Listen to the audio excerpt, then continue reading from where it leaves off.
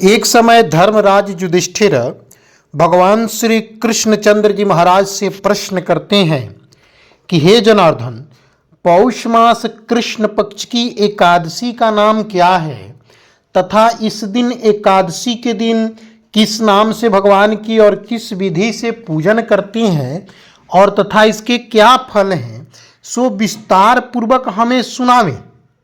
तब भगवान श्री कृष्ण मुस्कुराते हुए कहते हैं कि हे धर्मराज, पौष कृष्ण पक्ष की एकादशी व्रत का नाम सफला एकादशी है।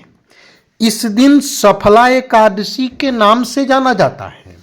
आज के दिन भक्ति युक्त होकर के भगवान श्री जनार्दन की विधि पूर्वक पूजन करनी चाहिए। हे धर्मराज, द्वादशी युक्त एकादशी तिथि के दिन भगवान की पूजन व्रत करने से और कथा श्रवण करने से अनेक वाजपेय यज्ञ के पुण्य फल प्राप्त होते हैं। हे धर्मराज, जिस प्रकार नागों में शेषनाग, पक्षियों में गरुण, सब ग्रहों में चंद्रमा, यज्ञों में अश्वमेघ और देवताओं में भगवान विष्णु श्रेष्ठ हैं, उसी तरह सभी व्रतों में एकादशी व्रत श्रेष्ठ है। भगवान श्री कृष्ण कहते हैं कि हे धर्मराज, एक समय की बात है कि एक कल्प में चंपावती नाम की एक नगरी थी और उस चंपावती नाम की नगरी में बड़े ही प्रजापालक शोभायमान महिष नाम के महिषमान नाम का राजा राज्य करता था। उस राजा के 4 पुत्र थे और उन सब में लुम्पक नाम का बड़ा पुत्र राजपुत्र था, परंतु वह लुम्पक नाम का राजकुमार महान पापी था, बहुत पाप करता था। वह पापी सदा पर स्त्री तथा वेश्यागमन तथा दूसरे बुरे कामों में अपने पिता का धन नष्ट करता था। सदैव ही देवता, ब्राह्मण और वैष्णवों की निंदा किया करता था। जब राजा को अपने बड़े पुत्र के ऐसे कुकर्मों का ज्ञान हुआ तो उसे अपने राज्य से निकाल दिया। महिषमान नामक राजा ने अपने ज्येष्ठ पुत्र लुम्पक को अपने राज्य से निकाल दिया। तब वह लुम्पक विचार करने लगा कि मैं किधर जाऊं, क्या करूं। अंत में उसने चोरी कर्म करने का निश्चय कर लिया। वह दिन को वन में इधर उधर विचरण करता रहता था और रात्रि में अपने पिता की नगरी में आकर के चोरी करता था तथा प्रजा को तंग करने लगा। उन्हें मारने का कुकर्म भी करता था। कुछ समय के पश्चात सारी नगरी भयभीत हो गई। वह वन में रहकर पशु आदि को मारकर खा जाता था। राज्य की जनता और राज्य कर्मचारी उसको इन कुकर्मों के कारण पकड़ तो लेते थे, परंतु हे युधिष्ठिर, राजा महिषमान के भय के कारण छोड़ देते थे। उसी वन में एक अत्यंत प्राचीन विशाल पीपल का वृक्ष था।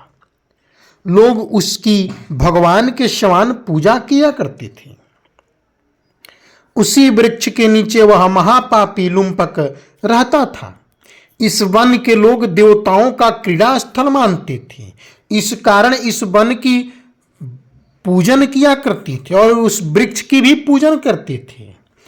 पौष कृष्ण पक्ष की 10वीं के दिन वह वस्त्रहीन होने से और शीत के कारण सारी रात्रि सो नहीं सका और उसके हाथ पैर अकड़ गए। भगवान कृष्ण कहते हैं कि उसने बड़ी कठिनाई से रात्रि व्यतीत की और सूर्योदय होने से पूर्व ही मूर्छित हो गया। हे युधिष्ठिर, एक दिन एकादशी, अगले दिन एकादशी को मध्याह्न काल में जब सूर्य की गर्मी उसे मूर्छा दूर हुई, सूर्य की गर्मी से उसकी मूर्छा जब दूर हुई तो वह होश में आकर गिरता पड़ता वन में भोजन की खोज में निकल गया, परंतु वह व्यथा के कारण जीवों के मारने में असमर्थ था। इस कारण वृक्ष से गिरे हुए फलों को चुन चुन कर वृक्ष के नीचे आया। परंतु हे युधिष्ठिर, जब तक वह वृक्ष के नीचे आया उस समय सूर्यास्त हो गया। भगवान सूर्य अस्त हो गए थे।